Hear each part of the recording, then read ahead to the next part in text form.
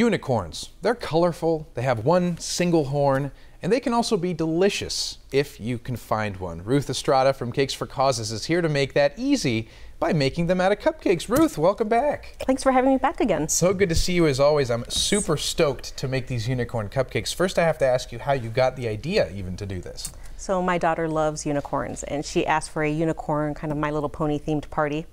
So we came up with something kind of easy that we can do for all the kids. How sweet is that? How old is she turning? 7. 7. Perfect for a 7-year-old. A unicorn themed party, some unicorn cupcakes. So let's start by pointing out all the different little aspects of this that we need, the ingredients, for example. Okay. So what do you have here? So I brought in some chocolate cupcakes. Again, just your regular cupcake recipe, whatever you want to use.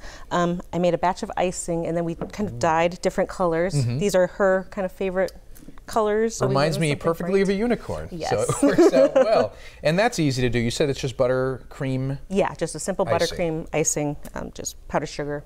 Perfect. I see some fondant, is that fondant, right? yes, so we can make some horns. Those are the little fondants. And then it's up to you. I did tri-colored icing to kind of mix it up and make it brighten, but you could just do one color. It's really... Right, you know, where you could do a single color on one cupcake, a single color on another, but I think it's cool to do a mixture like this. And then we've also got some sprinkles I see here, and some, what are the, unicorn pearls? Yes. What do we Sugar pearls, again, just something to decorate, make it a little bright and shiny. Yeah, yeah, there they are. They're getting a shot of them there. And so piping is something that a lot of people struggle with. I definitely do. When you guys come on and I'm trying to decorate the top of the cupcake, it's always kind of a challenge because to perfect it, to make it look like a rose, it can sometimes be kind of hard. It takes some practice. So you brought some icing, of course, that you're going to put into that bag. Is there a secret to putting it in the bag? Well, if you want to do the tri-colored like this one, basically what you want to do is fill one color per each corner, in the bag, and get it kind of down in there as far as you can. Right, right. And this is a special piping bag, right? That yep, this is just a disposable one.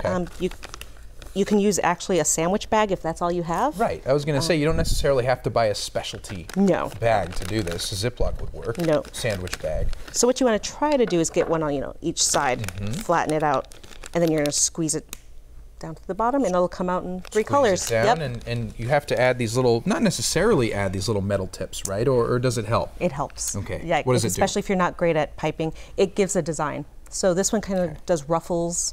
If you want to give that a try.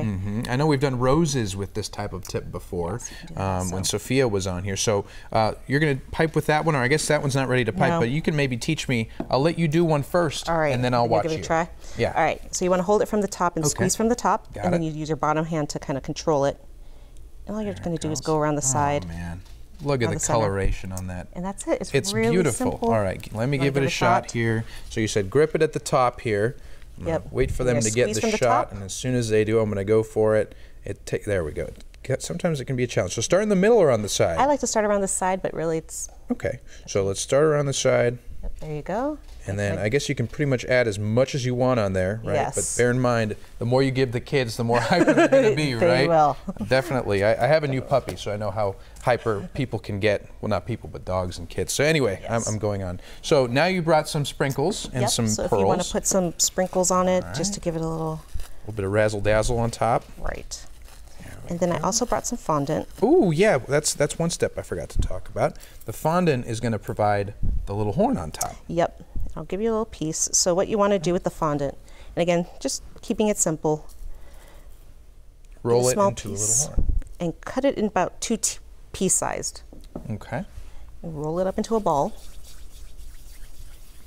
And this is pretty easy to make, right? Oh, fondant? How do you make a fondant? Well, you can make it out of marshmallows, and it's... I buy it because I find myself just being... Sometimes being a challenge. Yep, and just time. Yeah. And then once you get a little ball, you're going to kind of want to roll it until you get a kind of a cone shape. Okay. And you're going to do that twice. So you're going to have 2 little balls. A little bit of a cone shape. Yeah. So one end's a little thinner than the other. Got it. Oh, I see. I see where you're going with this. I was going to say unicorns only have 1 horn. Why are we making 2? But I think I know what you're going to do here. Yep. You want to make a nice twist. You are way better at that than me. I'm struggling over here to... I think I got the idea. All right. So once you have 2 about the same size, put them next to each other. Okay. And just twist. Look at that. Because we all know unicorn horns twist around a little bit. Mine looks like it got into some sort of a car accident.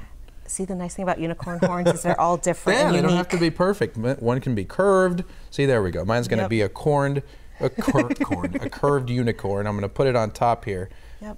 And just like that. It looks like a little unicorn. Exactly. Beautiful. I know we have a finished product over here. And while they get that, I want to talk about the Kids Club that's coming up in September. What's going on with that? September 30th, we're holding Kids Club. It's barnyard animal themed, so we'll be making cookies and then origami animals. Perfect. It's always fun. So kids, what age can sign up for that? It's kids age 12 to 3. Okay. And then, yeah. Perfect. All sorts of kids can show up, have fun with that.